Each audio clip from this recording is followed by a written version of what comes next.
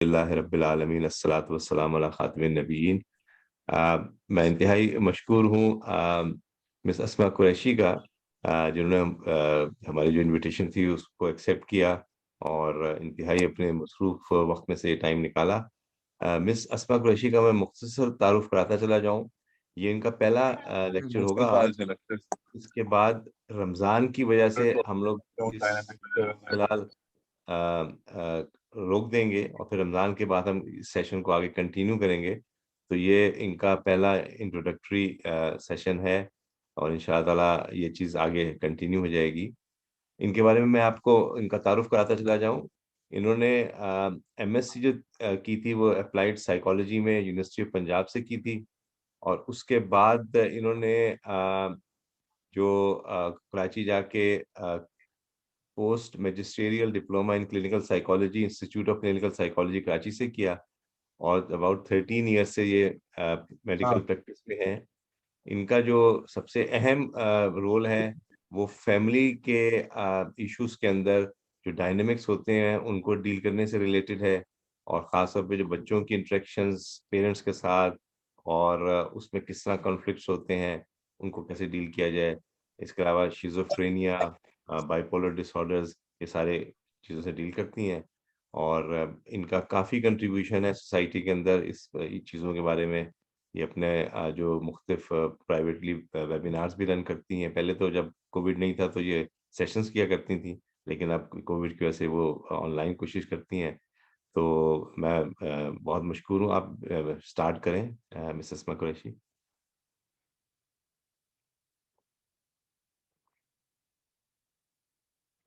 की आवाज़। जी, अस्सलाम जी। वालेकुम।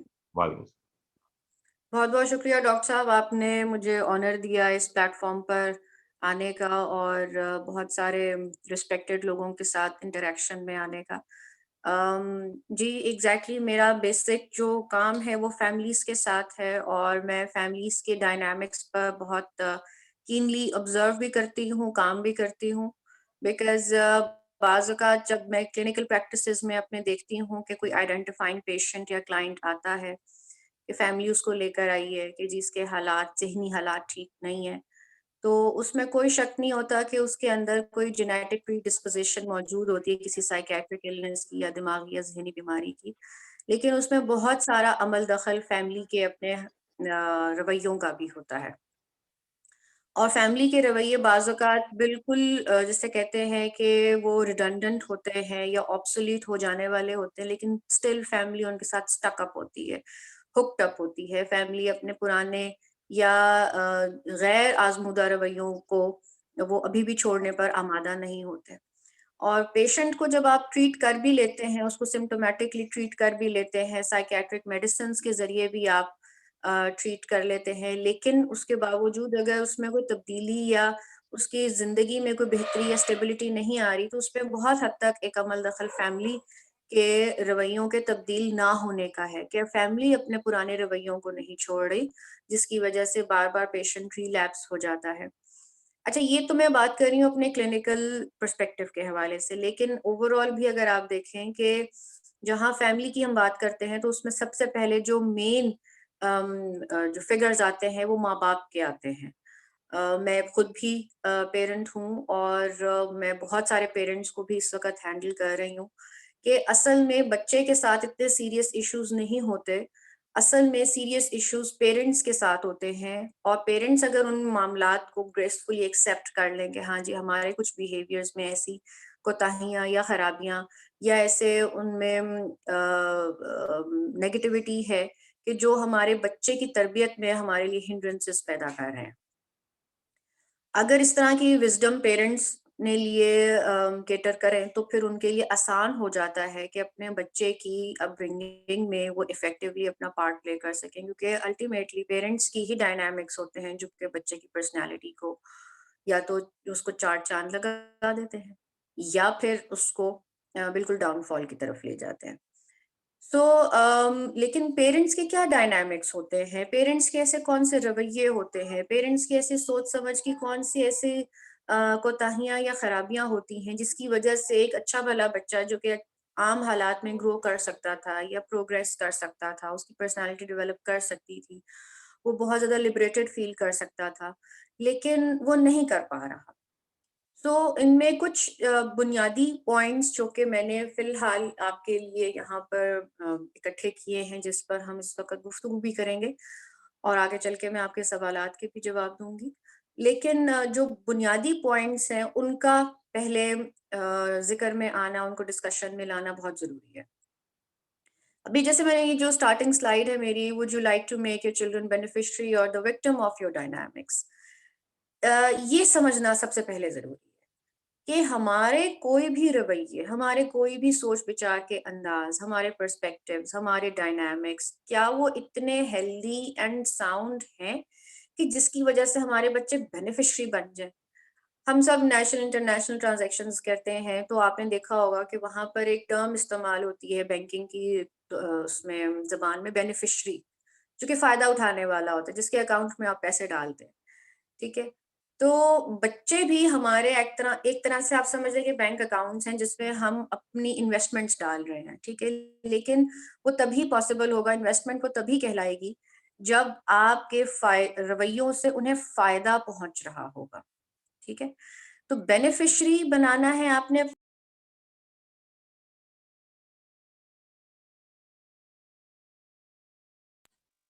बेनिफिशियरी बनाना है आपने अपने बच्चों को अपने रवैयों की वजह से, या अगर आपके रवैयों में कुछ कोताहियां और खराबियां हैं तो फिर उसका एक डायरेक्ट और इनडायरेक्ट इम्पैक्ट आपके बच्चों की पर्सनैलिटी पर आएगा। तो definitely they will be the victims.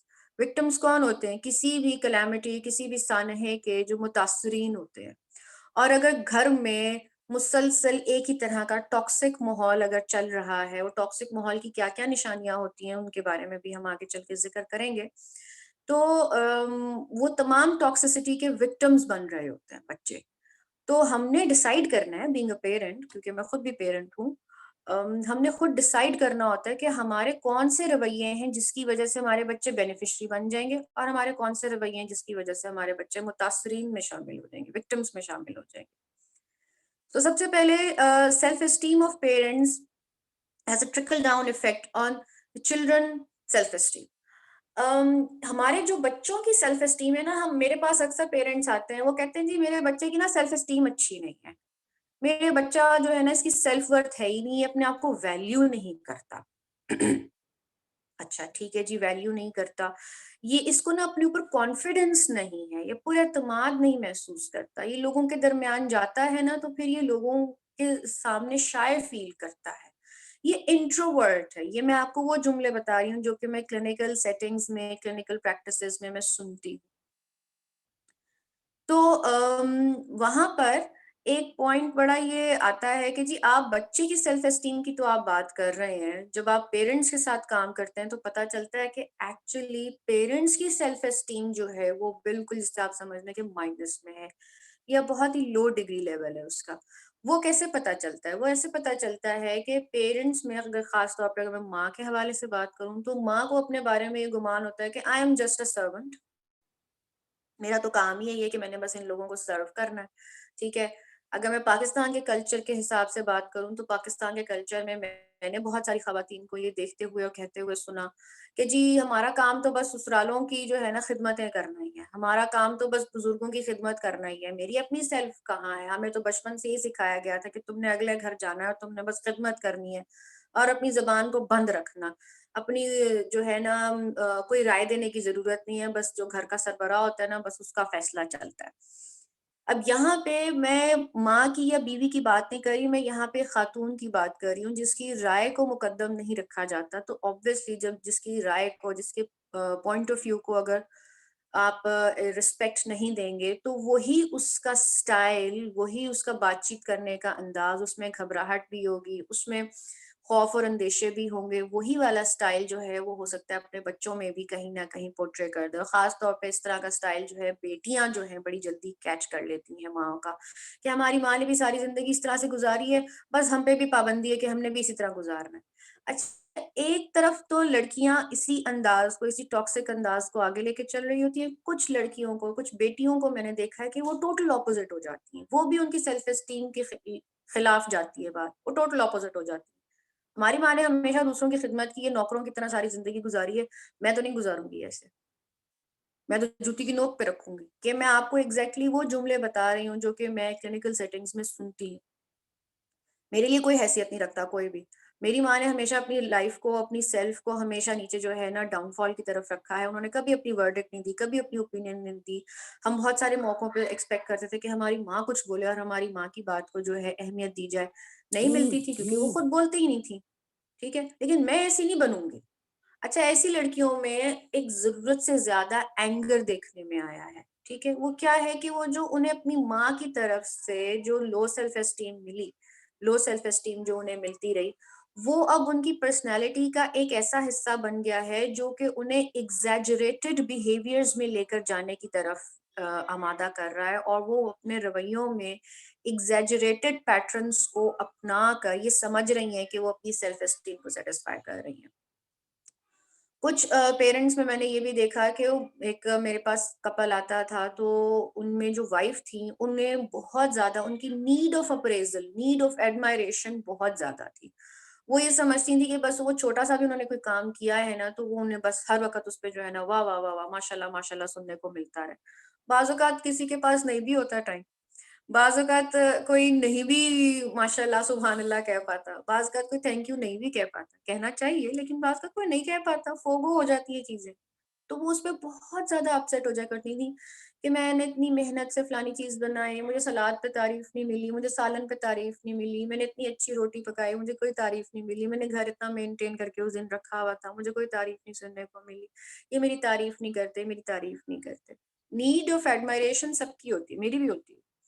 लेकिन बाज़ औक़ात होता है कि कोई नीड आपकी इतनी ओवरवेलमिंग हो जाती है कि आपको लगता है कि जब तक आपको नीड, आपकी नीड ऑफ एडमायरेशन जब तक आपकी सैटिस्फाई नहीं ना होगी, और ऑनगोइंग बेसिस पे मिनट टू मिनट जब तक सैटिस्फाई नहीं होगी, तब तक आप मुतमईन नहीं होंगे, तब तक आप अगले काम के लिए बूस्टेड फील नहीं करेंगे।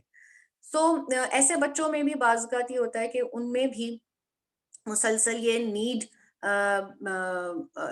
जिसे कहते हैं परवान चढ़ना शुरू हो जाती है कि जब तक हमें तारीफ नहीं सुनने को मिलेगी ना, हमने एप्पल भी नहीं लिखना। जब तक हमें हौसला अफजाई नहीं मिलेगी, तो हमें तब तक हमने बी बैट भी नहीं लिखना। ये मैं आपसे छोटे बच्चों के बारे में बात कर रही हूँ। ये है एक छोटा बच्चा जो कि 3 से 4 साल की उम्र में मॉन्टेसरी लेवल पर होता है, लेकिन अगर उसका ये पैटर्न रीइंफोर्स होता चला जाए, तो फिर वो आगे चल के भी हर मामले में सिर्फ और सिर्फ एडमायरेशन की तरफ जाता है। ये जो नीड किसी भी चीज की बढ़ जाना है, ये भी एक्चुअली ऑपोजिट एक पैटर्न है कि सेल्फ एस्टीम को आप सेटिस्फाई करना चाह रहे हैं, कि आप बस चाहते हैं कि हर वक्त आपकी नीड को सेटिस्फाई किया जाए, तब तक आपकी सेल्फ एस्टीम नरिश नहीं होगी। It's good to encourage, it's good to seek the admiration, लेकिन अगर आपका हर वक्त दिमाग इसी चीज पर घूमता फिरता रहेगा, तो फिर आपके लिए मुश्किल हो जाएगा कनेक्ट कर जाना। क्यों? क्योंकि आपका दिमाग आपको आपकी नीड से हटने नहीं दे रहा। ठीक है, इसी तरीके से कुछ फादर्स के हवाले से भी मैंने बहुत सारे मामलात देखे कि बहुत सारे फादर्स को ये लगता है अभी कि वो जो है ना, they are not performing well as father, और वो अपने बच्चों की जरूरियात पूरी नहीं कर पा रहे, और जिसकी वजह से वो बहुत ज्यादा या तो एंगर में चले जाते हैं या ग्रीफ में चले जाते हैं। और वो एंगर में या ग्रीफ में जाते हैं या एंजाइटीज में अगर जाते हैं, तो वो किसी ना किसी इम्पल्सिव एक्ट में भी चले जाते हैं। Anger is also an impulsive act, कि आप अपनी इम्पल्स को कंट्रोल नहीं कर पाते हैं, और अचानक से आपके मूड मिजाज में एकदम से इतना ज्यादा एक हिजानी कैफियत आ जाती है कि वो बच्चा वो चीज ऑब्जर्व करता है। वो समझता है कि अच्छा, इसी तरीके से जो है ना बात मनवाई जाती है कि एक हिजान बर्पा कर दिया जाए, केओस मचा दिया जाए, एक हंगामा कर दिया जाए, क्योंकि मेरे अब्बा भी इसी तरह करते हैं। ठीक है। सो ये जो हंगामा आराई कर लेना एकदम से घरों में, क्योंकि मैंने अक्सर जब मैं पेरेंट्स के साथ या कपल्स के साथ काम करती हूँ, तो उसमें खवातीन का एक ये कहना भी होता है कि जी ये एकदम से गुस्से में आ जाते हैं, और एक फिर इनका गुस्सा कंट्रोल नहीं होता, फिर धाड़ धाड़ घर के दरवाजे मारे जाते हैं, फिर समझ एकदम से आवाज आती है कि गेट तेजी के साथ खोला है, गाड़ी शुम करके बाहर निकाली, रिवर्स करके, और ये गायब।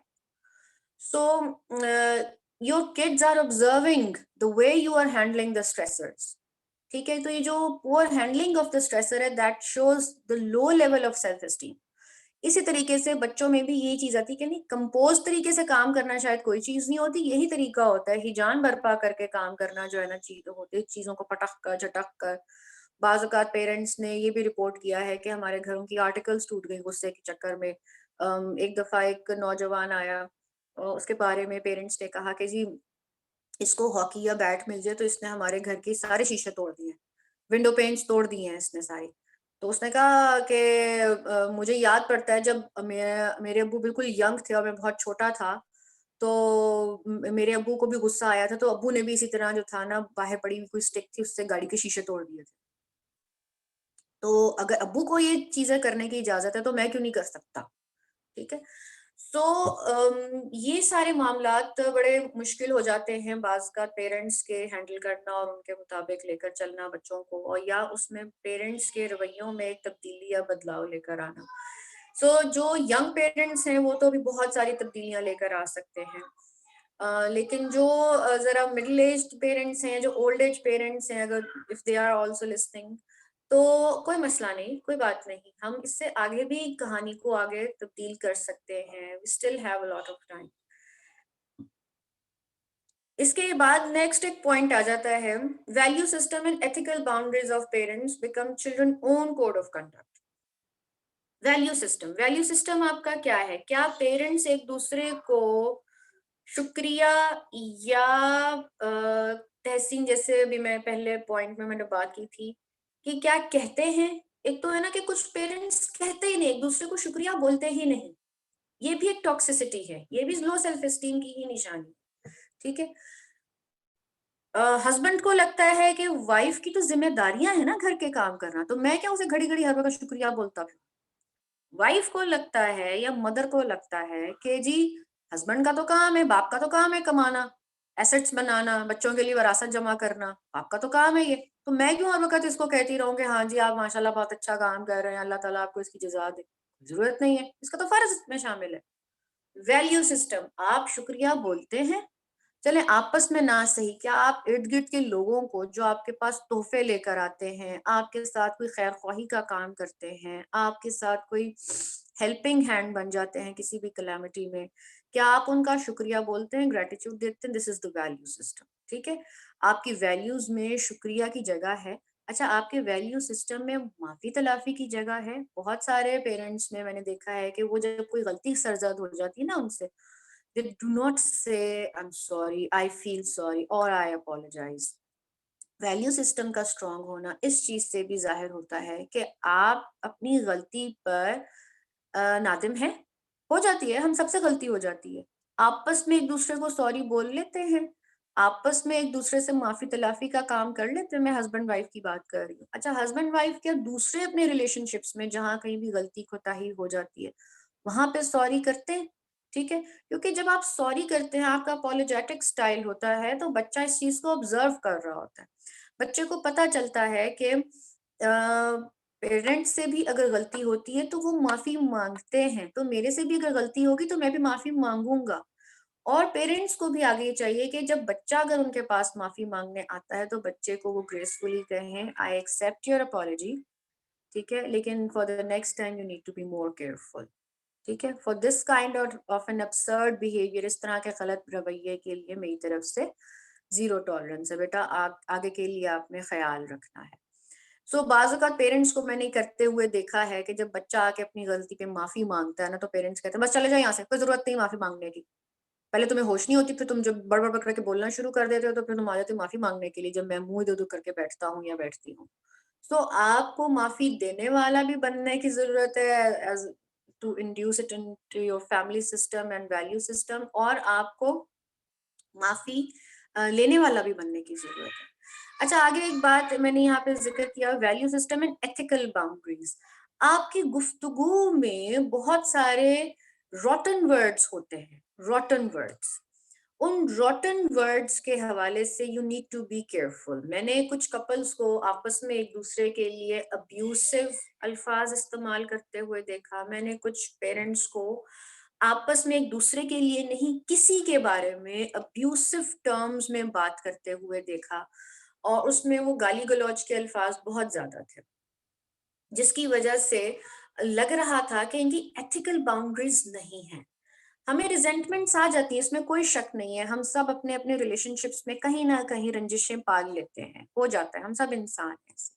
लेकिन क्या उन रिजेंटमेंट्स की वजह से आपकी अल्फाज का चुनाव वो तो नहीं आउट ऑफ द बाउंड्री जा रहा? कहीं ऐसा तो नहीं है कि आपने इतने ज्यादा गलत अल्फाज इस्तेमाल कर लिए हैं कि वो गलत अल्फाज जब बच्चा सुनता है कि मेरे माँ या मेरे बाप आपस में एक दूसरे के बारे में या किसी रिलेटिव के बारे में इस क्वालिटी की लैंग्वेज इस्तेमाल कर सकते हैं, I can also use such kind of a language, I can also use such kind of low quality language, वो भी वही इस्तेमाल करता है। पिछले दिनों मेरे पास एक कपल आया और उनके बच्चे के काफी बुरे हालात थे रवैयों के। तो उन्होंने कहा जी ये ना गाली बहुत देता है, बल्कि गुस्से में आके हमें भी गाली दे देता है। तो और इसके ना स्कूल से भी कंप्लेन आई है, ये अग्रेसिव भी है और ये गालियां भी देता है, ये हमें भी गालियां दे देता है। तो फिर मैंने अलग-अलग जब मदर से अलग और फादर से अलग जब बात की तो पता चला कि मदर का एक्चुअली अब्यूसिव स्टाइल था बात करने का ओवरऑल लोगों के बारे में। तो बच्चा जो था चूंकि वो माँ के बहुत करीब था, तो बच्चे ने वही क्वालिटी ऑफ लैंग्वेज जो थी वो सीख ली। तो जब कभी बच्चे को इवन पेरेंट्स पे भी गुस्सा आता था किसी भी बात पर, तो वो पेरेंट्स को खासतौर पे माँ के सामने ही दोनों पेरेंट्स को या कभी माँ को या कभी बाप को वही अब्यूसिव लैंग्वेज इस्तेमाल किया करता था, डिसरिस्पेक्टफुल उसका स्टाइल था। सो ये जो एथिकल बाउंड्रीज होती हैं कि आपकी गुफ्तगू में एक तो टॉपिक्स, दूसरे ये है कि आपके जो अल्फाज का चुनाव है क्या it is with in the boundaries और नॉट। ठीक है, अगर तो विद इन द बाउंड्रीज नहीं है और आपके लिए बच्चे की जबान को लगाम डालना मुश्किल हो रहा है, तो पहले जिसे कहते हैं ना आपको अपने आप को लगाम डालने की जरूरत होगी, अपनी जबान को लगाम डालने की जरूरत होगी। This is highly needed. जो कोड ऑफ कंडक्ट है कि हम माफी तलाफी करते हैं, हम अपनी हेल्पलेसनेस को एम्ब्रेस करते हैं, हम अल्लाह ताला से मदद मांगते हैं, हम लोगों से अपनी मुश्किल में मदद मांगते हैं, हम कॉन्फिडेंट होते हैं कि नहीं होते हैं, हम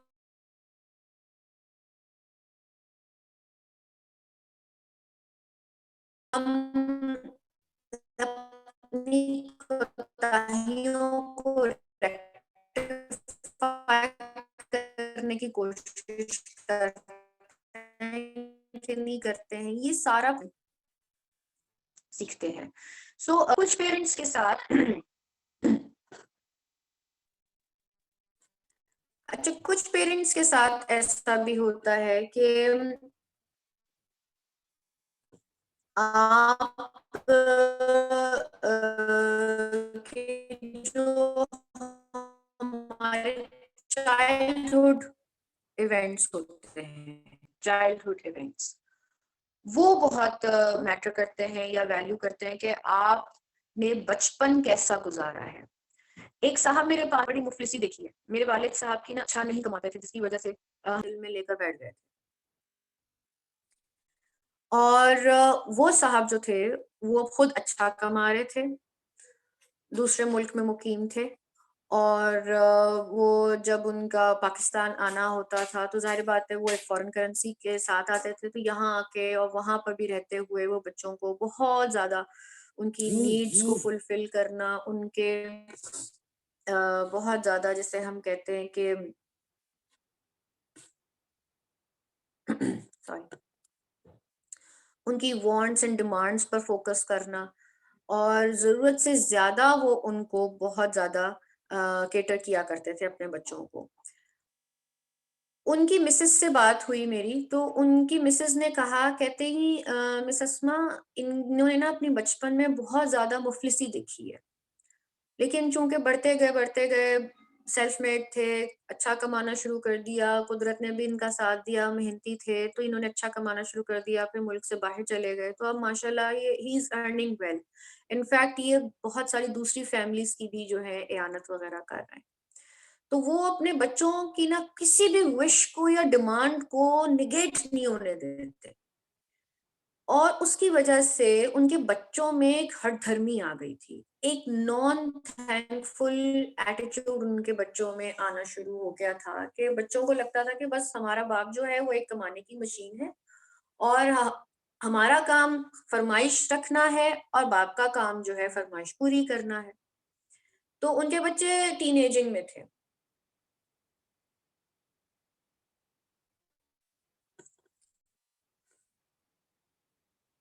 मैं थोड़ी देर के लिए जरा पॉज लूंगी, देन आई विल रिज्यूम।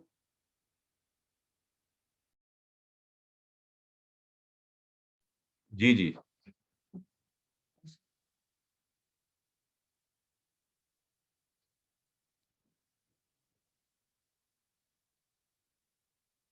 वहाँ पे मेरे ख्याल से कुछ लाइट का इश्यू था, तो मैंने उनसे रिक्वेस्ट की थी कि इसको देख लें वो।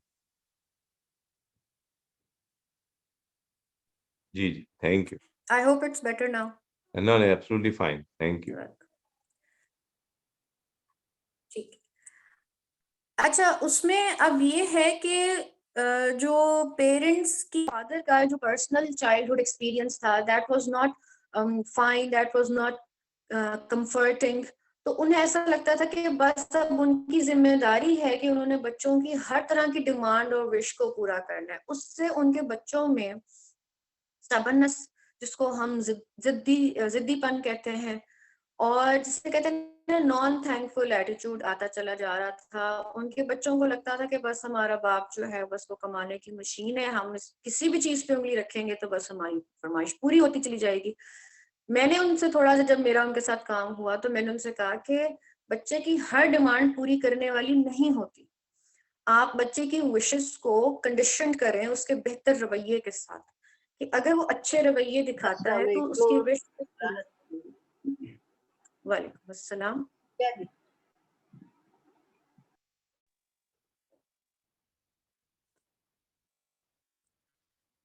तो वहां पर एक ये बहुत ज्यादा इशू था उनके खानदान में या उनकी फैमिली में, कि बच्चे में थैंकफुल एटीट्यूड नहीं था, वो ग्रेटिट्यूड शो नहीं करता था, या करते थे। उनके दो तीन बच्चे थे उनके। तो मैंने उनसे कहा कि जी अभी तो आपके बच्चे हैं टीन एजिंग में, ठीक है, जो कि बड़ी बड़ी जो है ना इस वक्त वो डिमांड्स लेकर आ रहे हैं, लेकिन इसके बाद वो इससे ज्यादा बड़ी डिमांड भी कोई रख सकते हैं, जो कि हो सकता है आपके फाइनेंशियल लिमिटेशन से बियॉन्ड हो। तो उस वक्त आप उसको कैसे पूरी करेंगे? फिर उनकी मदर ने कहा कि आप हमारे घर कभी आकर देखें, आपको समझ नहीं आएगी, मेरे घर में इतनी क्लटरिंग और होर्डिंग हुई हुई है। क्यों? क्योंकि मेरे बच्चे जब कोई डिमांड या फरमाइश करते हैं ना अपने अब्बा से, तो वो पूरी करने में 1 मिनट नहीं लगाते। ऑनलाइन मंगानी हो चीज, वो ऑनलाइन मंगा के दे देंगे। कहीं हम मॉल में हो तो वो मॉल से फौरी तौर पे वो चीज उठा लेते हैं। कहती मैंने इनको कई दफा मना किया है कि आप हर चीज, हर डिमांड ना पूरी किया करें, इससे बच्चों में ना, जिसे कहते हैं ना, ग्रेटिट्यूड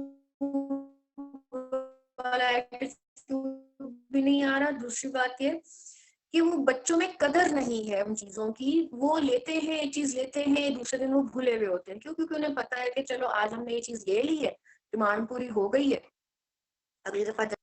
तो बच्चों का जो पर्सनल एक्सपीरियंस है वो ये बनता चला जा रहा है कि जी हम तो जैसी मर्जी फरमाइश करें, हमारे अब्बा ने कभी मना नहीं किया। अब इस पॉइंट पे वो ग्रेटिट्यूड नहीं शो करते कि I am thankful, we are thankful to our father.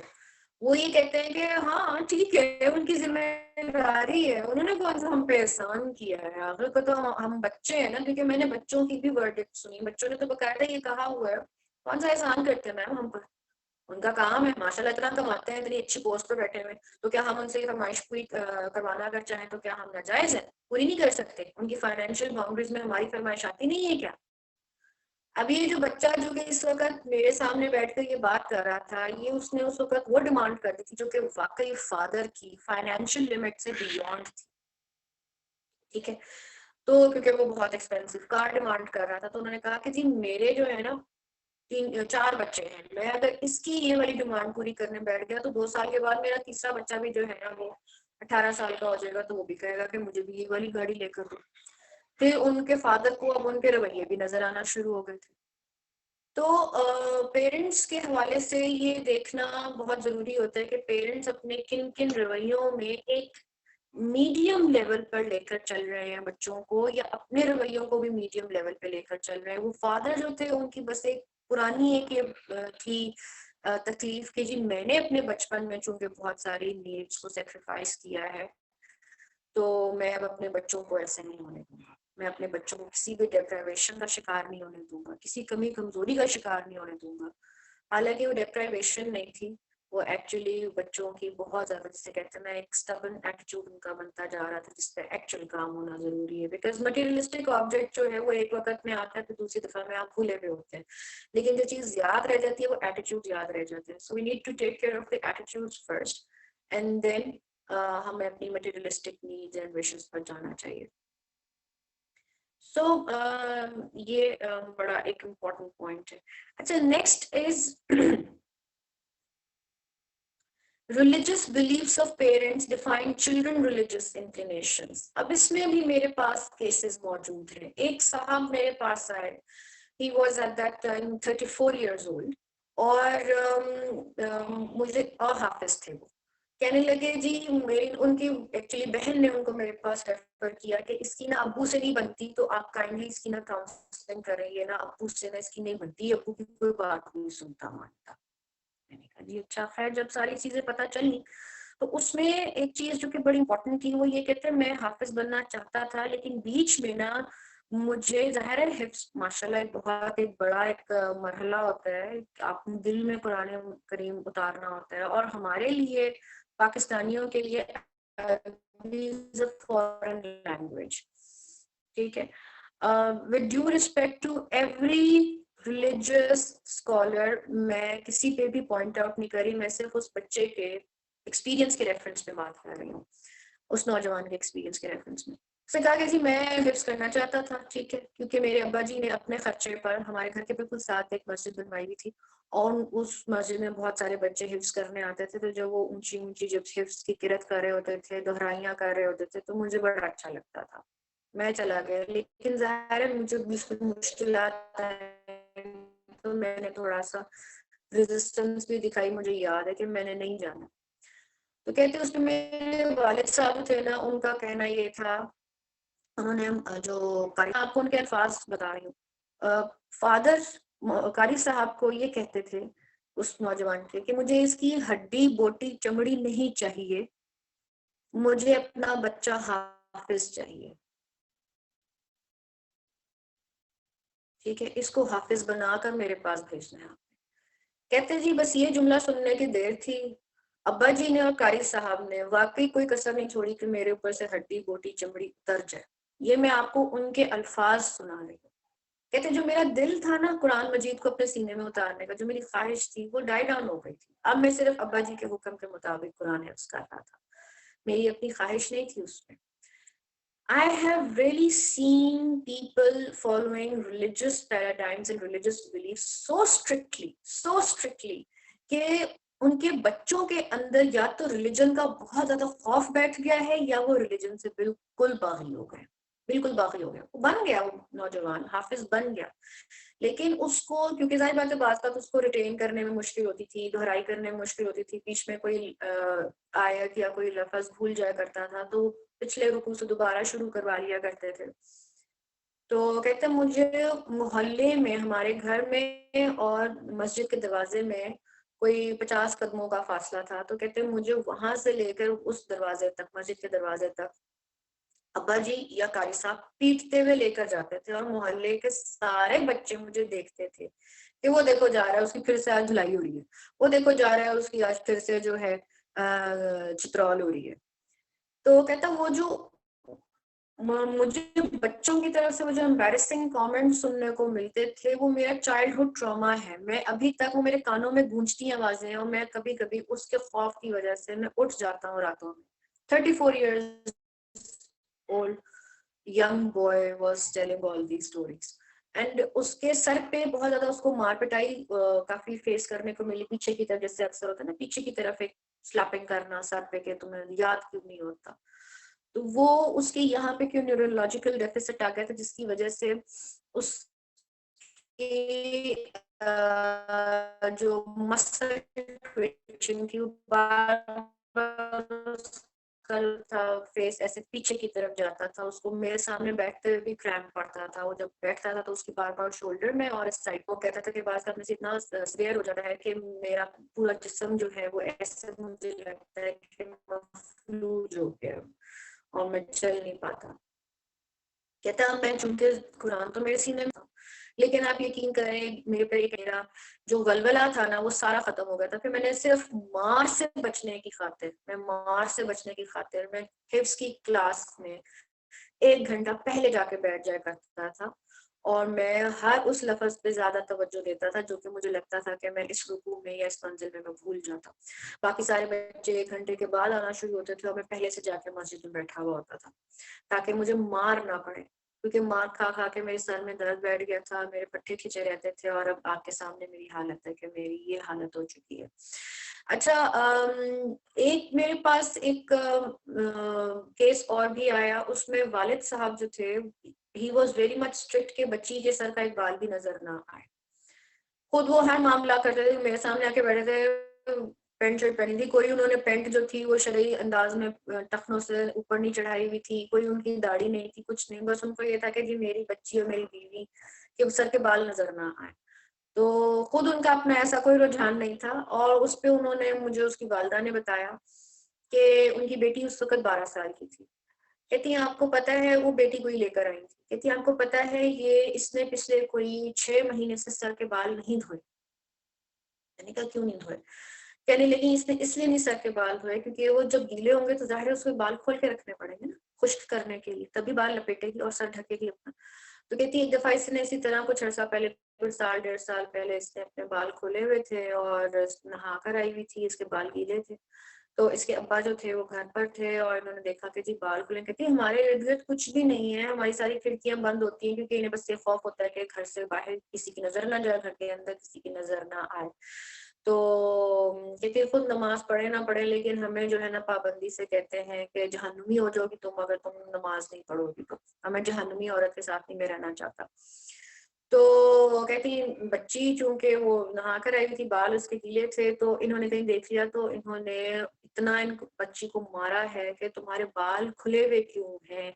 हालाँकि बच्ची घर के अंदर थी और घर के अंदर कौन था? मैं, इसके वालिद साहब और इसके 2 छोटे भाई और कोई गैर महरम या नामहरम शख्स नहीं था। बस इनको ये था कि बाल खुले हुए क्यों हैं? अगर ये घर में खोलेगी तो घर से बाहर भी जाएगी तो बाल खोल के जाएगी।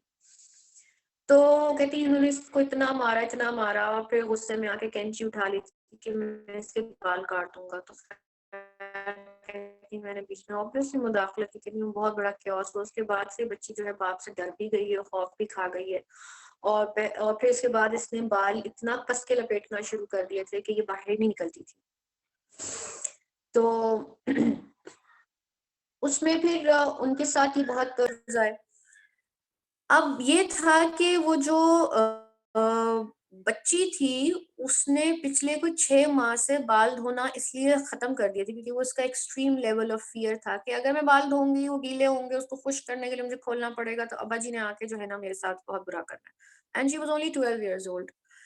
एक बच्ची और थी, उसके साथ भी इसी तरह का कुछ मिलता-जुलता मामला था और वो बिल्कुल रिबेलियस हो गई थी। बिल्कुल रिबेलियस हो गई थी, उसके दिल में मज़हब की मोहब्बत नहीं थी। आप खुदा के लिए, खुदा के मामलात में जब आप खुदा के लिए बच्चे के दिल में कोई भी इम्प्रेशन जब आप क्रिएट करने लगते हैं, तो you need to create first of all the affectionate side of the lord almighty कि अल्लाह ताला आपसे खुश होंगे, अल्लाह ताला आपसे हैप्पी होंगे। मेरे अपने खानदान के एक बुजुर्ग थे, अल्लाह ताला उनको जवार रहमत में जगह दे। उनके घर में जब वो कभी किसी बच्ची का सर अनकवर्ड देखते थे ना, तो वो बड़े प्यार से जाते थे, जो भी कोई चादर, स्कार्फ वगैरह कुछ भी अगर उसने लिया हुआ है ना, तो वो ना उसके सर पे ना बड़े प्यार से रख के ना, बड़े प्यार से शफ़क़त से सर पे हाथ फेर के कहते थे, "बेटा इज़्ज़तदार घरानों की बच्ची है ना, इस तरह प्यारी लगती है।"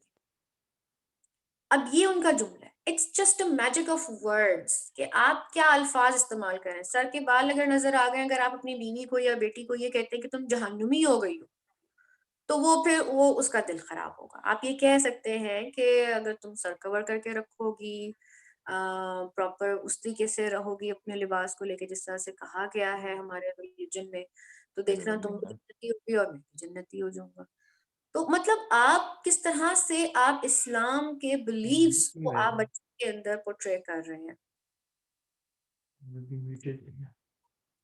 तो ये जो हमारी रिलीजियस इंक्लिनेशंस हैं, इनमें बहुत ज़्यादा पार्ट ये भी होता है इन्वॉल्व्ड कि आप बच्चे में किस अंदाज़ में किसी भी बिलीफ सिस्टम को इंड्यूस कर रहे हैं। अगर तो आप हर वक़्त अल्लाह ताला सज़ा देंगे, अल्लाह ताला मारेंगे, अल्लाह ताला ने तुम्हें जो है ना ऊपर से नीचे फेंक देना है, क्योंकि मैंने खुद बचपन में इस तरह के जुमले सुने थे एक दो लोगों से, ऐसा करोगी ना तो अल्लाह ताला ऊपर से नीचे फेंक देंगे। तो यही डर लगता रहता था कि ऊपर नहीं जाना, ऊपर गए तो कुछ मिसहैप हो जाएगा और हम नीचे गिर जाएंगे।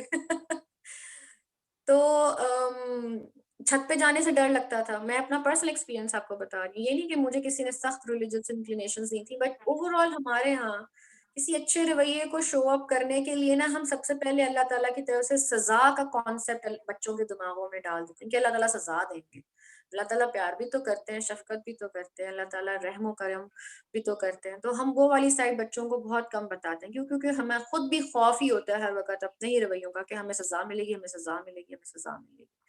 सो हमें कहीं न कहीं अच्छे रवैये हमने दिखाए होते हैं, तो हम अल्लाह ताला से उसकी जज़ा की भी उम्मीद रख सकते हैं। सो ये जो रिलीजियस बिलीफ्स हैं, इनका भी हमारा मॉडरेट लेवल पर होना और खूबसूरत अल्फाज के साथ शो अप होना बहुत ज़रूरी है। जैसे जिन वालिद साहब ने ये कहा कारी साहब को, इसकी हड्डी, चमड़ी, बोटी नहीं चाहिए, मुझे बच्चा हाफ़िज़ चाहिए। तो वो उस लड़के ने मुझे यही कहा, कहते मैम अगर वो मुझे ऐसे ही कोई हिट कर देते कि मैं जान से ही चला जाता, तो फिर तो बेटा भी उनके हाथ से जाता, हाफ़िज़ भी उनके हाथ से जाता। तो मतलब जब एक इंसान ज़िंदा ही नहीं है, तो फिर आप उसको किसी एक लेवल तक कैसे लेके जा सकते हैं? सो पहले तो उसकी सेहत, सलामती, उसके शौक का कायम रहना बहुत ज़रूरी है, ताकि बच्चों में हमारे मज़हब की मोहब्बत पैदा हो, ना कि खौफ या उसकी उसके हवाले से बगावत खुदा ना ख़ास्ता पैदा हो। सो ये हमारे अपने बिलीफ सिस्टम्स जो हैं या जो हमारे अपने ऑलरेडी सेट पैटर्न्स हैं, इनका ठीक होना इसलिए ज़रूरी है क्योंकि ये बच्चों पे ही इफ़ेक्ट करते हैं, इनका ट्रिकल डाउन इफ़ेक्ट हमारे बच्चों पर आता है, उनकी मेंटालिटीज़ पर आता है। So for now I guess हम लोग काफ़ी पॉइंट्स को डिस्कस कर चुके हैं, बट अगेन अभी बहुत सारी चीज़ें रहती हैं जिनको हम डिस्कस कर सकते हैं, और I am sure in future we will be having more interactions, ताकि हम इन पॉइंट्स को और लोगों की नॉलेज में और अवेयरनेस में लेकर आएँ। Thank you so much. बहुत शुक्रिया, जज़ाकल्लाह खैर मिस अस्मा कुरैशी। एक तो जिस चीज़ ने मुझे बहुत मुतासिर किया है वो आपके अल्फाज का चुनाव था। अल्फाज जो थे बड़े यानी आपने सही मौके पे सही-सही अल्फाज इस्तेमाल हाँ, किए। बहुत और शुक्रिया। दूसरी चीज़ जो आपसे बल्कि मैं ये रिक्वेस्ट भी करूँगा और मैं खुद भी इसके बारे में बड़ा फ़ील करता हूँ। मेरे माशाल्लाह यानी 4 बेटे और 1 बेटी है, और माशा दोनों बेटे जो हैं उसमें से 2 बेटे हिफ़्ज़ कर चुके हैं, 2 हिफ़्ज़ कर रहे हैं और बेटी माशा आलिमा बन चुकी है। तो अच्छा उसमें माशा यानी मैं यानी जो सबसे इम्पोर्टेंट चीज़ जो आप कर सकती हैं पाकिस्तान के अंदर और इसको जिस हद तक हम सपोर्ट कर सकते हैं ज़रूर करेंगे कि कॉर्पोरल पनिशमेंट जो है ये मदरसों के अंदर यानी बच्चों को पढ़ाने के लिए जो मारा जाता है वो मतलब इंतहाई, मैं अब सोचता हूँ इस स्टेज के ऊपर आके कि ये तो हुँ, बिल्कुल जानवरों का एटीट्यूड है जिससे हम जानवरों को ट्रीट करते हैं। और ये चीज़ हमारे माशरे में क्यों आई, कैसे आई, और उसको किस तरह हम रोक सकते हैं, ये एक इतना बड़ा जहाद होगा अगर इसको हम लेके चलें। और यही चीज़ हम अपने माशरे के अंदर से खत्म कर देंगे, बच्चों को हाथ नहीं लगाया जाएगा किसी भी शक्ल में। आपने जो हुँ, कुछ उनसे इंटरेक्ट करना है वो बात करके करेंगे, पेरेंट्स के ज़रिए आप उनको काउंसलिंग देंगे, उनको काउंसलिंग देंगे, लेकिन उनको यहाँ पे भी इंस्टीट्यूशंस हैं, मतलब आपको यानी मैं इसलिए ये चीज़ बता रहा हूँ क्योंकि यहाँ पे जब बच्चे स्कूल जाते हैं तो मैं हैरान होता हूँ कि बच्चों के साथ जो स्कूल में रवैया रखा जाता है, वो ऐसा लगता है जैसे वो यानी ज़मीन पे नहीं रह रहे बल्कि जन्नत से वो कहीं उस्ताद आए हैं यहाँ पे। तो यही हुँ। चीज़ कहीं पे भी हो सकती है। लेकिन जी, पता नहीं इसकी वजह नहीं समझ में आती मुझे कि क्यों होता है ऐसा? आपका तो बहुत एक्सपीरियंस है। ये मेरे कमेंट्स थे बेसिकली और इसमें हम आपके साथ होंगे। आप इस बारे में अगर कोई वहाँ पे एक तहरीक शुरू करें कि भई कॉर्पोरल पनिशमेंट जो है ना बिल्कुल बैन हो जानी चाहिए। हुँ, कहीं पे भी स्कूल, कॉलेजेस, कॉलेज में तो नहीं होती, स्कूल, मदरसों में खास तौर पे बहुत होती है। और जी, उसके लिए वीडियो कैमरा लगा दें। मतलब मेरे ख़्याल से सबसे ईज़ी सॉल्यूशन ये है कि यानी वीडियो कैमराज़ लगे हों हर मदरसे में जहाँ बच्चे पढ़ाए जाते हैं और उसको रिकॉर्डिंग कहीं मेन जगह पे ट्रांसमिट होती हो ताकि उससे पता लग जाएगा कि ये लोग जो हैं बच्चों को किस तरह ट्रीट करते हैं। जी, बिल्कुल, बिल्कुल।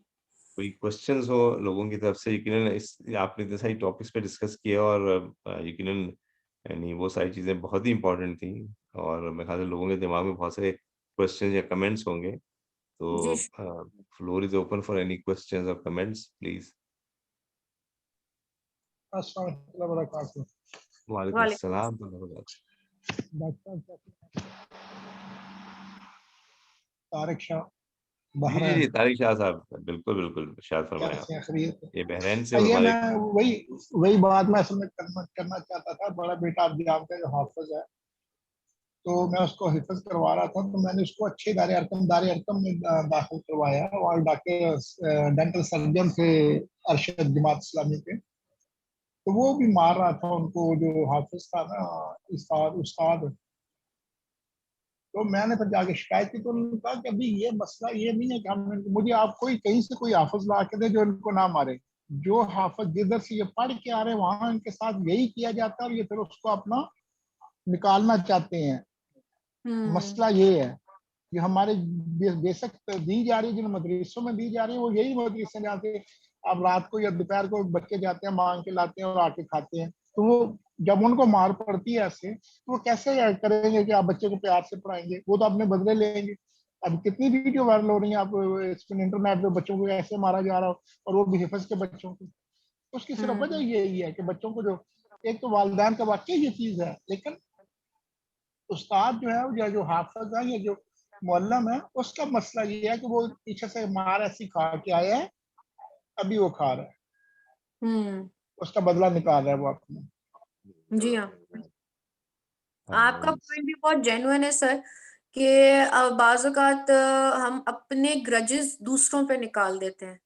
अपनी जो खिफ़्फ़तें हैं वो हम दूसरों पे निकाल देते हैं, और इससे बहुत कबाहतें पैदा होती हैं। अगले बच्चे को नहीं पता कि मुझे क्यों मार पड़ रही है, लेकिन आप शायद अपने ही बचपन की कोई जो तकलीफ़ है ना, वो उसको आप चैनलाइज़ कर रहे हैं किसी और बच्चे पर, जो कि आपको वीक एंड नज़र आ रहा है, वीक एंड नज़र आ रहा है। बहुत सारे बच्चे मैंने जो है ना मदरसे से भागते हुए देखे हैं, और जिनकी भी मैंने आपको मिसाल दी है, उन्होंने खुद अपनी लाइफ में जो है ना 2 दफ़ा रन अवे किया था मदरसे से, घर से भी, और उनको फिर फैमिली और इर्द-गिर्द के लोग, पुलिस वाले जो थे, उन्हें कहीं-कहीं से फिर उन्हें पकड़ कर लेकर आए थे। तो ये जो रन अवे है, ये भी खौफ की वजह से होता है, और उसमें हमें यही देखना होता है कि अगर हम बीइंग अ मौल्लिम इस तरह के रवैये दिखा रहे हैं, तो ये तो generation to generation pass on होती चली जाएगी ना चीज़। नस्ल दर नस्ल पास ऑन हो रही है। तो किसी एक नस्ल ने तो स्टेप लेना है कि चलो अगर मुझे मार पड़ी है तो मैं नहीं मारूँगा।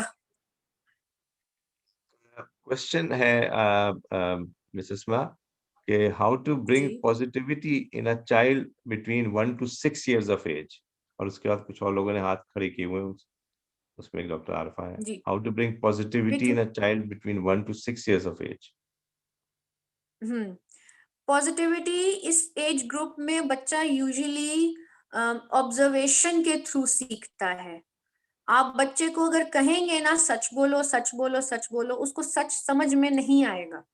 आप बच्चे से कहेंगे ना कि नमाज़ पढ़ो, नमाज़ पढ़ो, नमाज़ पढ़ो, उसको नहीं समझ में आएगा। लेकिन जो चीज़ आप उसको ऑब्जर्वेशन के तौर पे अपने रवैयों से दे रहे हैं ना, तो वही चीज़ उसकी पॉज़िटिविटी या नेगेटिविटी के लिए राह हमवार करेगी।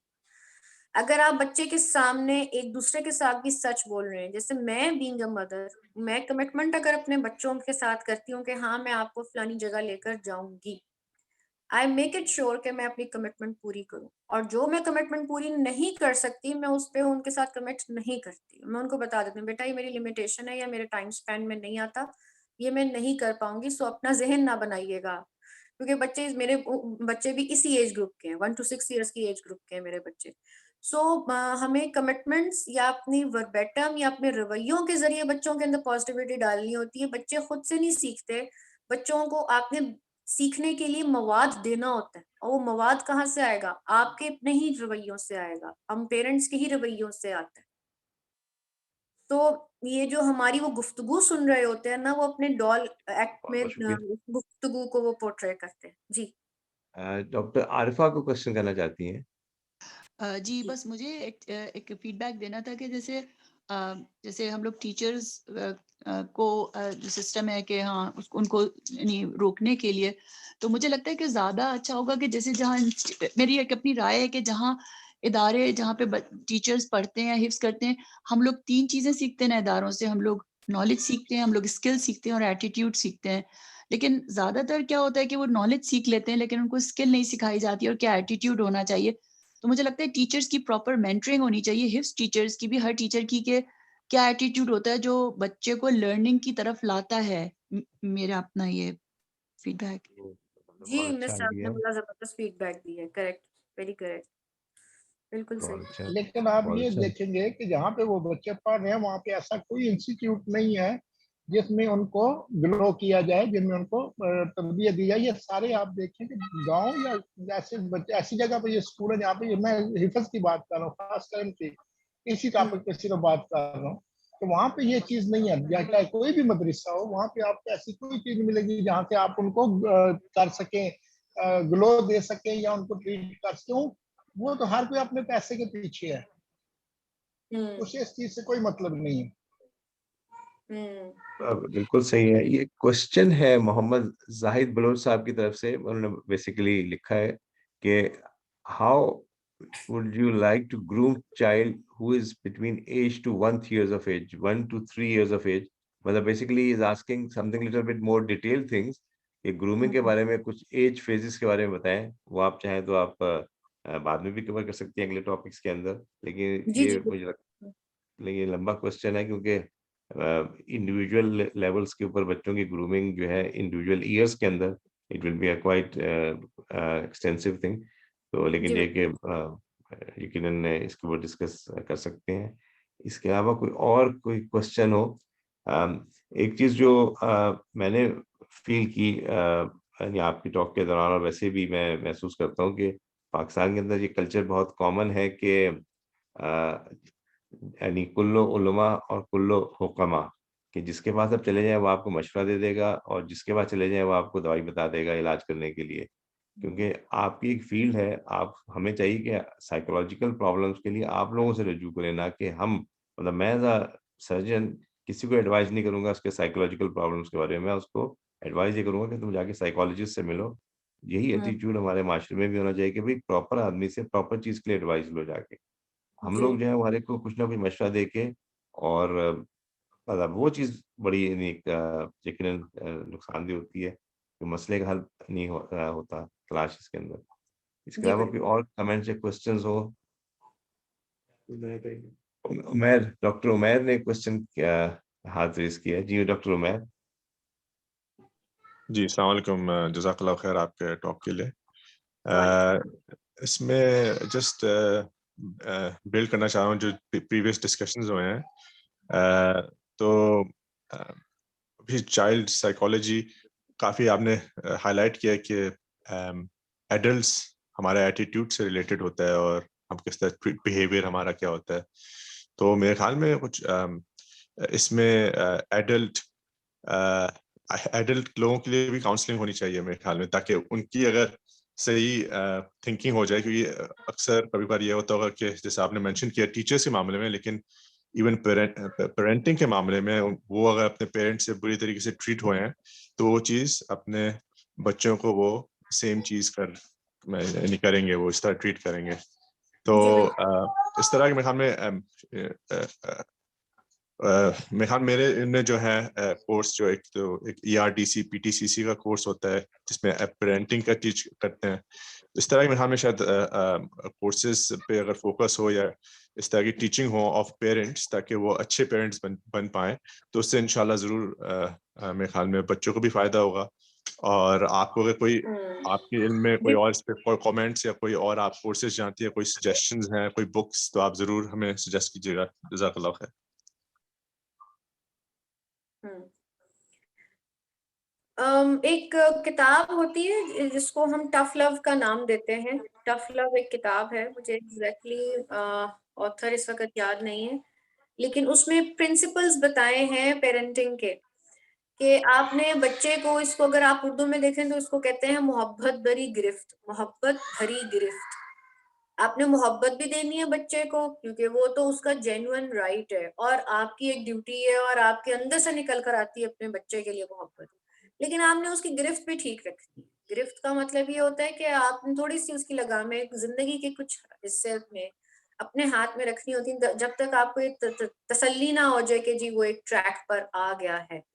कुछ जगहों पे आप उसे लिबरेट भी करना होता है। एक छोटी सी चिड़िया में अल्लाह ताला देखें कितना हौसला डाल देते हैं कि जब उसके बच्चे के पर निकल आते हैं तो वो उसे छोड़ देती है उड़ने के लिए। लेकिन बहुत सारे पेरेंट्स जो हैं उन्होंने बड़ी टाइट गिरफ्त रखी होती है कि बच्चे को कुछ भी नहीं करने देते। और हम चिड़िया से कहीं ज्यादा अफजल तरीन मखलूक है। तो यहाँ से भी हमें देखने की जरूरत है कि जब छोटे छोटे जानवरों में अल्लाह ताला ने इतनी हिम्मत और हौसला रखा हुआ है कि अपने बच्चों को वो लिबरेट करते हैं, उन्हें लेट देम प्रॉस्पर, दे लेट देम प्रोग्रेस, तो वो हम इंसान क्यों नहीं कर सकते, हम इंसान भी कर सकते हैं। तो जैसे भी आप कह रहे हैं कि पेरेंटिंग के हवाले से डायरेक्ट कोई गाइडलाइन या कोई बुक्स होनी चाहिए, तो टफ लव एक किताब है, उसका नाम ही यही है उर्दू में, मोहब्बत भरी गिरफ्त।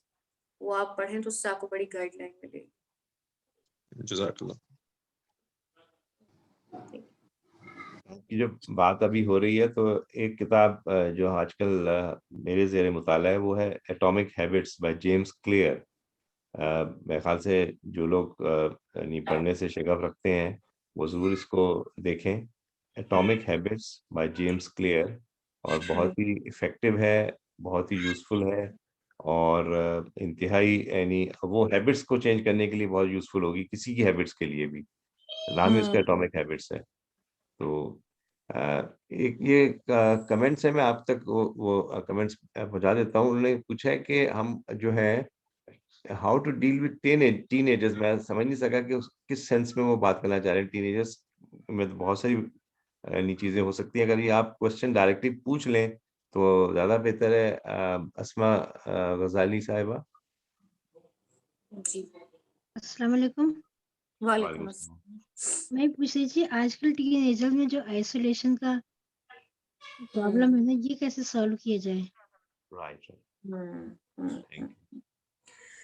मैम ये जो आइसोलेशन है ये ट्रिगरिंग फैक्टर है for many of the mental health challenges. कुछ बच्चे जो हैं वो बाय नेचर इंट्रोवर्ट होते हैं, उनकी फैमिली में भी ज्यादा सोशलाइज करने का ट्रेंड नहीं होता। सोशलाइज जरूर करवाएं बच्चे को, छोटा से छोटा बच्चा भी हो, उसे जहां आपको मुनासिब लगता है उस साथ अपने लेके जाया करें, ताकि वो सोशल एथिक्स और बाउंड्रीज को भी सीखे। बहुत सारे पेरेंट्स जो हैं वो कहते हैं नहीं बच्चों को साथ ही लेके जाना, ही हमें टिक के बैठ के बात नहीं करने देते। तो बच्चों में वो जो सोशल स्मार्टनेस है, जो सोशल एक स्किल्स होते हैं वो नहीं डेवलप होते, जिसकी वजह से वो फाइनली आइसोलेशन में चले जाते हैं। और आइसोलेशन में जाने की एक वजह ये भी होती है कि बच्चा बाज़ वहां पर एस्केप्ड फील करता है, सेफ फील करता है। अगर खुदा ना खास्ता बच्चे के पेरेंट्स में बहुत ज्यादा अगर कॉरल्स होते रहते हैं, झगड़े होते रहते हैं, तो वो एक सेफ जोन में अपने आप को कंसिडर करता है कि अगर मैं कमरे में अपने आप को बंद रखूंगा, मैं बाहर नहीं जाऊंगा, तो मुझे अम्मी अबू के लड़े झगड़े हुए चेहरे नहीं नजर आएंगे, मुझे उनकी टोन्स नहीं सुनने को मिलेंगी। हालांकि वो अपने कानों को, क्योंकि मुझे बकायदा ऐसा क्लाइंट्स ने बताया है कि हम अपने कमरे में बैठे रहते हैं, टीनेजर्स की बात कर रही हूँ, और कानों में ना ऊंची आवाज में ईयरबड्स लगा के रखते हैं, हैंड्स फ्री लगा के रखते हैं, ताकि अम्मी अबू की जो बाहर झगड़े हो रहे हैं ना वो हमारे कान तक ना पहुंचे। और बाहर हम इसीलिए नहीं निकलते ताकि हम उनकी शक्लें ना देखें।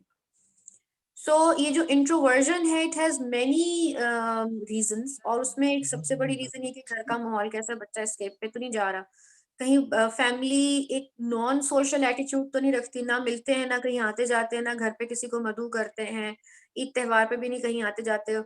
मैंने ऐसी फैमिलीज बकायदा देखी है और डील भी की है कि उनका कोई सोशल सर्कल है ही नहीं, मिलते मिलाते ही नहीं है। दूसरे ये कि इंट्रोवर्ट या कमरे में जो आइसोलेट हो जाना है, ये शुरुआत हो सकती है गॉड फॉरबिड्स किसी साइकियाट्रिक इलनेस की। बहुत सारी साइकियाट्रिक इलनेसेस टीनेजिंग में शुरू हो जाती हैं, और उसमें बेसिक जो एक रवैया आ रहा होता है वो ये कि एक तो टीनेज अपनी पर्सनल हाइजीन को निग्लेक्ट करना शुरू कर देता है, दूसरा वो आइसोलेशन में चला जाता है, मिलता मिलाता नहीं है। तो यहाँ पर अगर इन 2-3 फैक्टर्स में आपको कोई सा भी फैक्टर दिखाई दे रहा है, so start taking care of it, और इसके हवाले से आप एज सुन एज अर्लीस्ट कहीं से हेल्प लेके जी वो आइसोलेशन में जा रहा है। आइसोलेशन ट्रिगरिंग फैक्टर भी है, आइसोलेशन रीइंफोर्सिंग फैक्टर भी है for any kind of mental illness, specially in the teenage.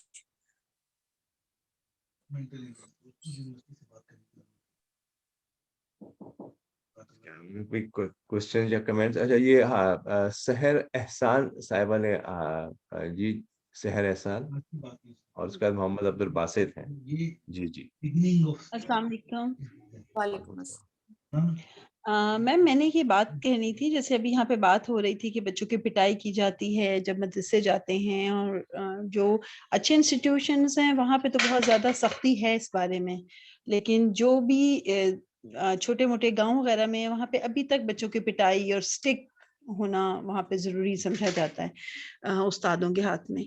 तो इसे शायद इस्लाम के साथ भी थोड़ा सा लोग कंफ्यूज करते हैं। जैसे कहा गया है कि इस्लाम में कि घर में एक डंडा लटका हुआ होना चाहिए जिससे बच्चा डरे, जिससे बच्चे का डर हो कि सिर्फ एक ये डंडा पढ़ भी सकता है, पढ़ना नहीं है उसका मकसद। इस्लाम में ये है कि मतलब एक बाप का खौफ इनमें हो ताकि वो सही राह पे चले, बाप के साथ प्यार भी हो और बाप की सख्ती का भी बच्चे को डर हो कि बाप की मतलब बाप के ऊपर इतना ही ज्यादा ही ना बच्चा करे कि बच्चा बिल्कुल ही बाप को इजी ले। और जैसे भी आप बता रही थी, एग्जांपल दे थी कि बच्चा बाप को भी जो है ना इजी लेके गालियां भी दे देता है और इस तरह।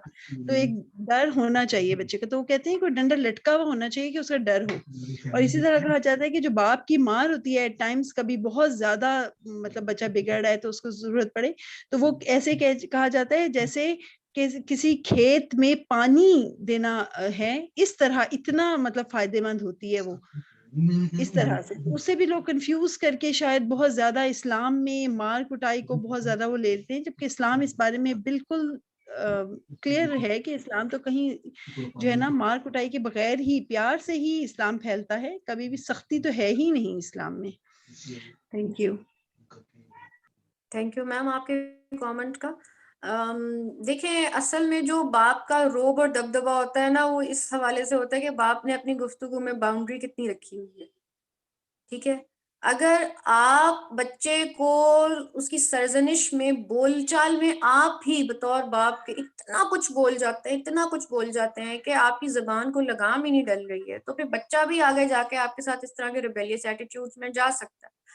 ठीक है, तो आपकी अपनी जबान में कंट्रोल या लगाम का होना बहुत जरूरी है, ताकि आपकी अपनी, जैसे कहते हैं ना, जैसे मेरे अपने कजन है, थोड़ा सा पर्सनल एक्सपीरियंस भी शेयर करूंगी।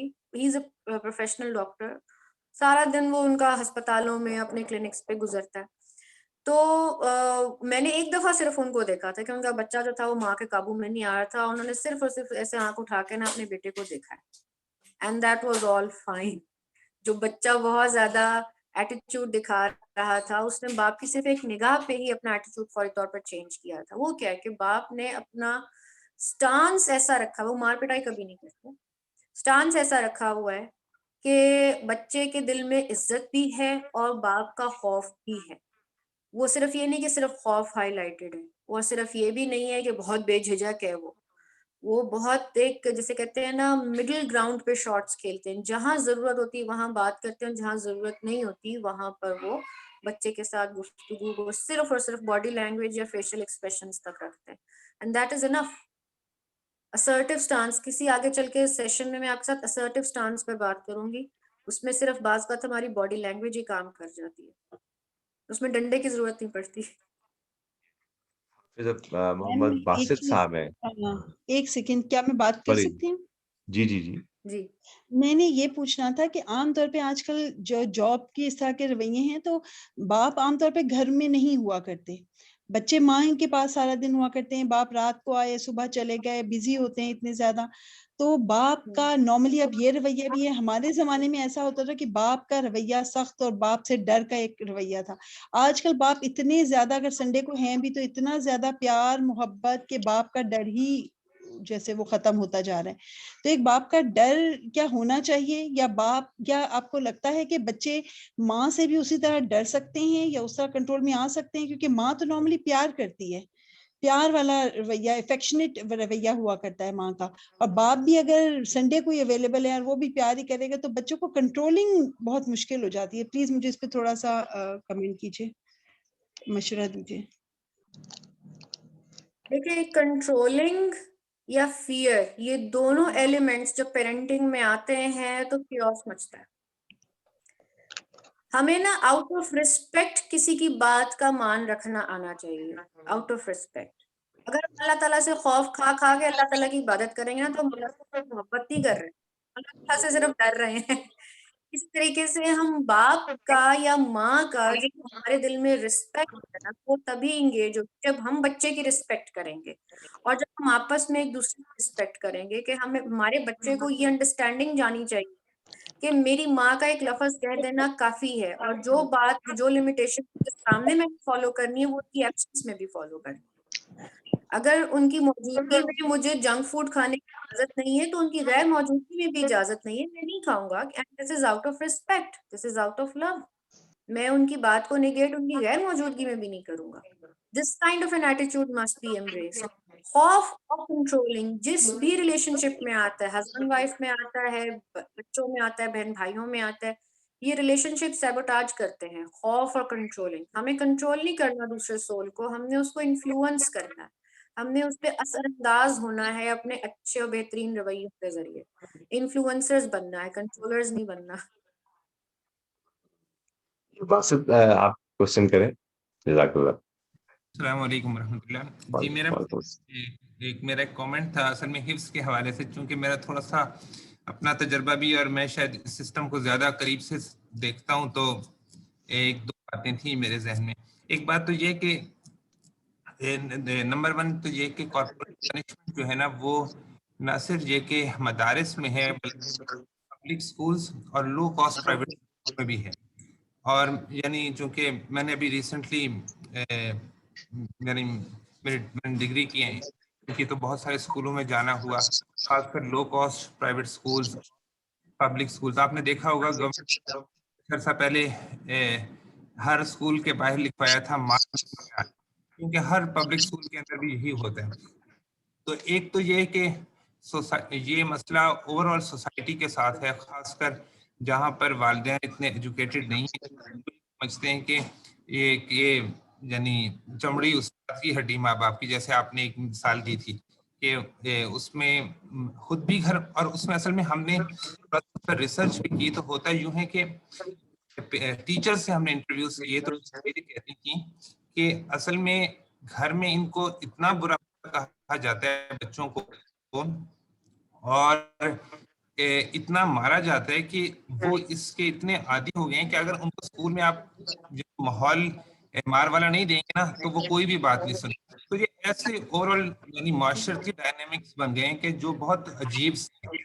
नंबर 2 ये कि वालिदैन को ये समझना चाहिए कि हिफ्स करना जो है ना कोई फर्ज वाजिब नहीं है, दीनदार बनना फर्ज वाजिब है। अगर कोई बच्चा देखें ये हिफ्स करना, इसके अंदर एक खास किस्म की चाहिए जहन की और शौक चाहिए। अगर बच्चे को शौक नहीं है, फॉर एग्जांपल, आप उसको क्यों जबरदस्ती हाफिज बनाते हैं? अल्लाह ने तो हमें कोई हुक्म नहीं दिया कि आप, यानी फर्ज किफाया है कि पूरी उम्मत में से कुछ लोग हाफिज हों जो, और ये क़यामत तक हिफ्स का सिलसिला चलता रहे। अब पाकिस्तान में जो स्टैट्स हैं वो ये हैं कि तकरीबन 1 लाख बच्चा हर साल हिफ्स कर लेता है माशाल्लाह। सिर्फ वफाकुल मदारिस ने अभी जो इम्तिहान लिया है हुफ़ाज का वो 70,000 से ज़्यादा बच्चों का लिया है। तो 70,000 से ज़्यादा बच्चे जो बोर्ड्स हैं मदारिस के, उनमें से एक बोर्ड की पैदावार है। तो इतने हाफिज हैं। और ट्रेजेडी ये हो रही है कि बच्चे हिफ्स करते हैं और उसके बाद स्कूल्स में चले जाते हैं, फिर आगे matric, FSC, O levels, universities join कर लेते हैं। और अक्सरियत, क्योंकि मेरे तो थ्रू आउट कॉलेज यूनिवर्सिटी का एक्सपीरियंस रहा है, तो मैंने देखा है कि 2/3 कुरान भूल जाते हैं। तो जब आपके घर में टीवी चल रहा है, डिश चल रही है और केबल चल रही है और इंटरनेट को आप बच्चों के हवाले किया हुआ है और आपको खुद इस बात की परवाह कि बच्चे ने मंजिल याद की है, कुरान याद की है नहीं कि, आप सिर्फ उसको शुरू में जबरदस्ती हिफ्स करवा के आप उसका कुरान भी भुला देते हैं और उसको दीन से, और अगर कॉर्पोरल पनिशमेंट है तो उससे वो भाग भी जाते हैं। और आखिरी बात ये कि अल्हम्दुलिल्लाह कुछ इस तरह की चेंज आई है कि बहुत सारे इस्लामिक स्कूल्स खुल गए तकरीबन हर बड़े शहर के अंदर, और वहाँ पर ये सिलसिला बिल्कुल भी नहीं है। तो और उसमें कुछ अच्छे इदारे भी हैं और उसमें बहुत अच्छा काम भी हो रहे हैं। और लास्टली ये बात है कि जैसे इनकी ट्रेनिंग वगैरह होनी चाहिए, यानी कारी हजरात वगैरह की। असल में ना ये प्रॉब्लम थोड़ी सी कॉम्प्लेक्स है और इसके मल्टी वेरिएबल्स हैं, तो जब तक आप सारी वेरिएबल्स को एड्रेस नहीं करेंगे तो ये मसला हल नहीं होगा। मुझे याद है मैंने दारुल उलूम कराची से एक दफ़ा ये मसला पूछा था, तो उन्होंने क्लियरली लिखा था कि ये हराम है। आप ज़्यादा से ज़्यादा मसलन बच्चे को, उन्होंने तो ये लिखा था कि आप बच्चे को अगर आपने कोई चीज मना करनी है ना, तो सबसे पहले तो आप एक जनरलाइज कमेंट दें क्लास में कि ऐसे ऐसे काम नहीं होना चाहिए। अगर बच्चा समझदार होगा तो समझ जाएगा। और ज्यादा से ज्यादा एक्सट्रीम भी यही है, उसी छुट्टी बंद कर दी कभी, या कभी ऐसा हुआ तो उसको खड़ा कर दिया मामूली से, लेकिन उसे मारना, हाथ लगाना या जुबान से कोई गलत काम करना, ये उसका तो शरीयत में तसव्वुर नहीं है। तो असल में कोई एक चीज ठीक होने से नहीं होगा बॉस। और तो ये एक यानी एक मुस्तकिल एक डिबेट है कि इसको कैसे ठीक किया जा सकता है। जज़ाकल्लाह खैर, बस ये मेरा कमेंट था।